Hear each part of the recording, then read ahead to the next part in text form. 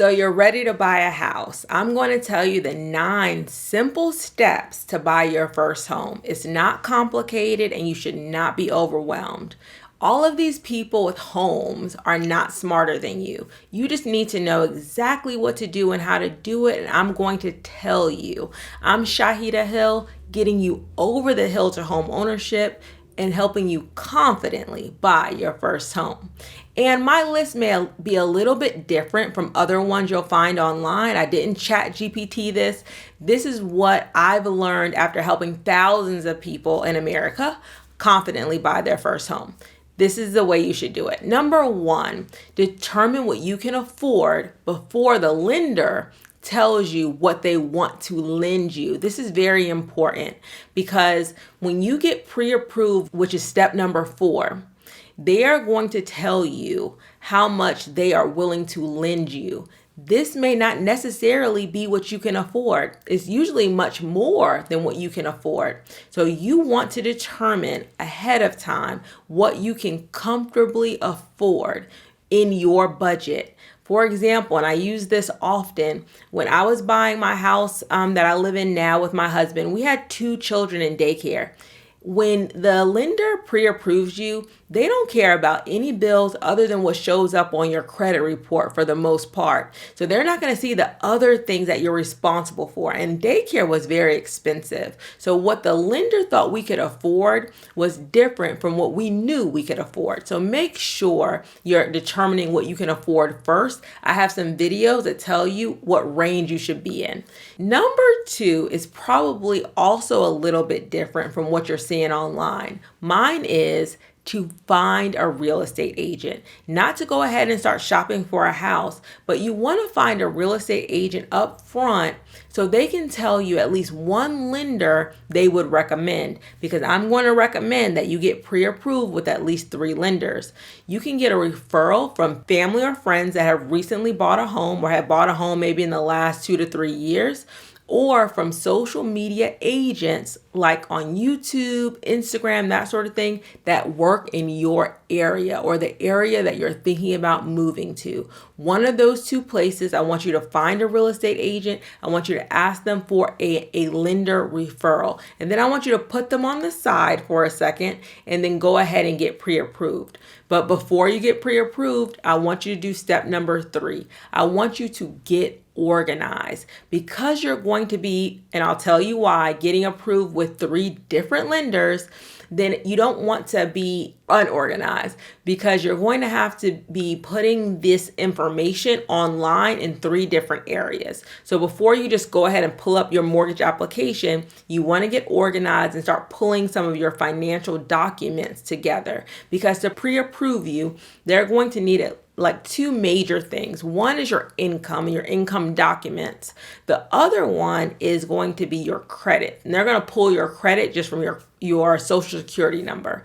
But you want to make sure that you have your pay stubs. A lot of people are getting direct deposit, so they don't know where their pay stubs are. You want your pay stubs. I want you to gather your tax returns. Many lenders don't require your tax returns, but just in case you qualify for any type of down payment assistance program, I want you to gather those for the last 2 years, your pay stubs for the last 2 months, and your bank statements for the last 2 months. Pull all of those things together. I have a video here that tells you everything they're probably going to ask for in your mortgage application, but that's what you're going to do to get organized. And then you're ready to get pre-approved. You're going to get pre-approved with 3 lenders, and this is who I recommend. One is the real estate agent's recommendation. The reason why I want you to get a real estate agent's recommendation, if you just randomly pull 3 different lenders, they are not typically, in my experience, going to be very responsive sometimes. Not all the time, but sometimes. Because most lenders get their business from real estate agents. So when real estate agents refer them a client, then they're much more likely to make sure they follow up with that person. I have a lot of first-time home buyers that say, oh, I did an application online and nobody ever called me back, and that sort of thing. So I don't want that to happen to you. I want at least one of these three to come from a real estate agent that lender has a relationship with. They feel more obligated to make sure they follow up, even if you can't get pre-approved. And that's very important as well. So one of them is going to be from somebody your real estate agent recommends. The other one is your current bank or credit union. And then the last one can be a real estate broker or an online bank like Rocket Mortgage or something like that. So those are the three that I recommend. Just pull from those resources, those three.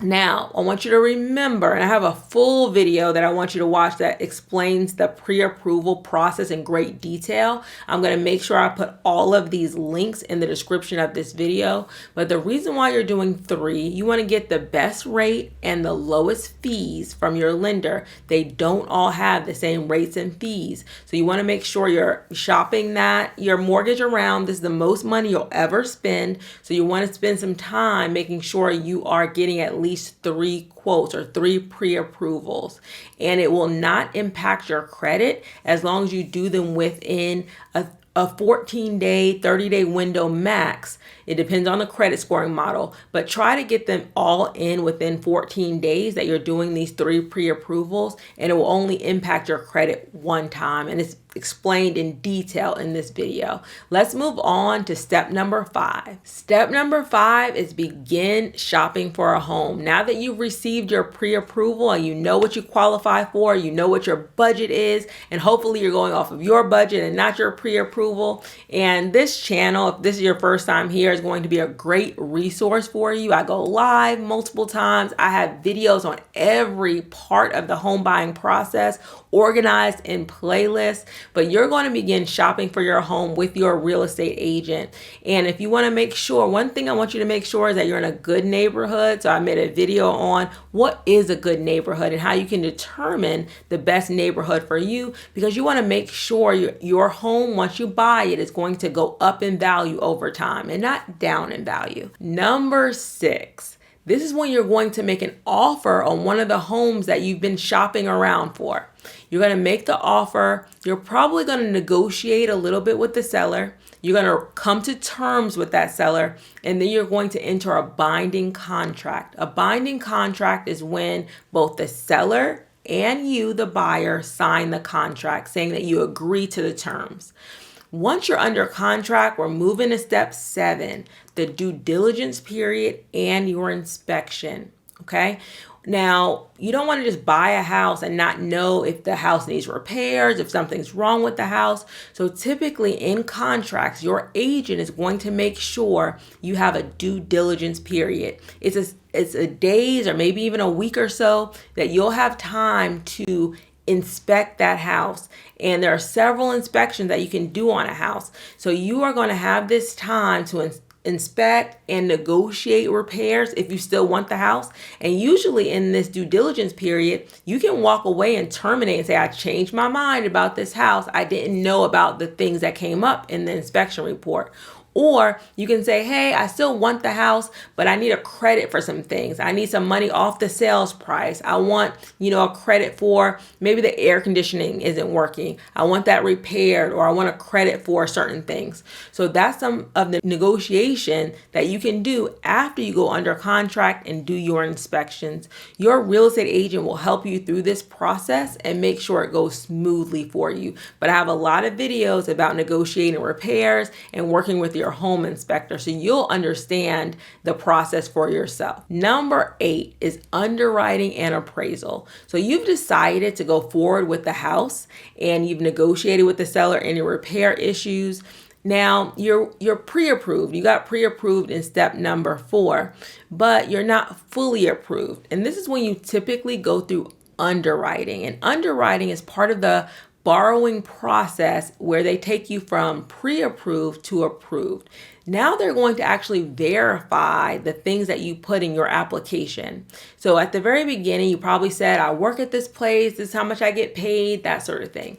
Now they're going to actually call your employer. They're actually going to call or require paperwork from you. If you are, renting a home right now, have you ever been late on that rent? How long will you be working at your job?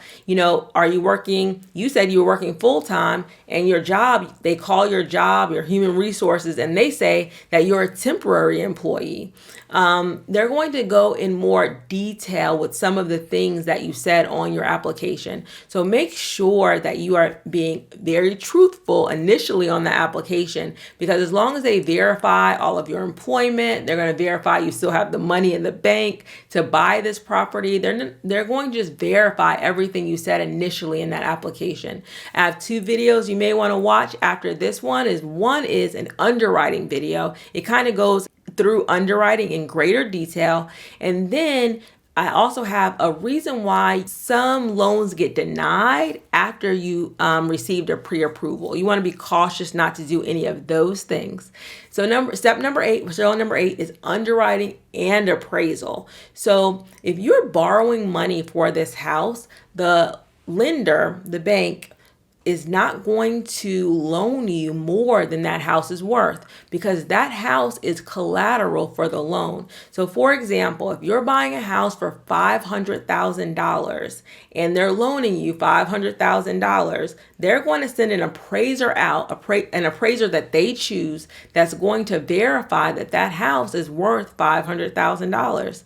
And during that time, after you negotiate your repairs with the seller, they're going to be working through underwriting and appraisal to make sure that house is worth what they're going to lend you. If the house does not appraise for the contract price or the loan amount, then you probably have to renegotiate that contract with the seller. And I have a video about the appraisal process that you can watch as well. Now we're at step 9, the closing. Now all the hard parts are done. The seller has agreed to sell you this property. The lender has agreed to lend you the money. And now it's time for closing.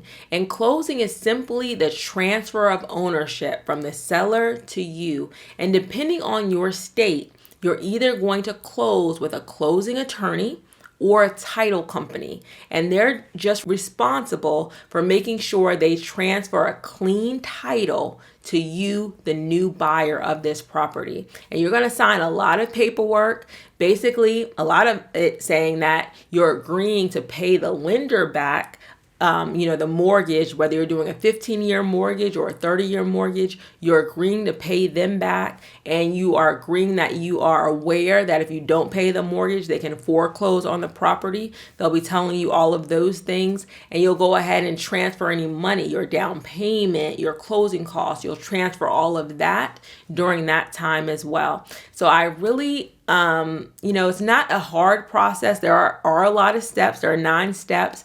But I do have a first-time homebuyer masterclass and confidently closed handbook. If you want to take advantage of that, it has a lot of videos that go in depth and also has a lot of checklists through the process that will help you not make any expensive mistakes. And please make sure you check out my checklist on this channel so you know exactly how to confidently buy your first home.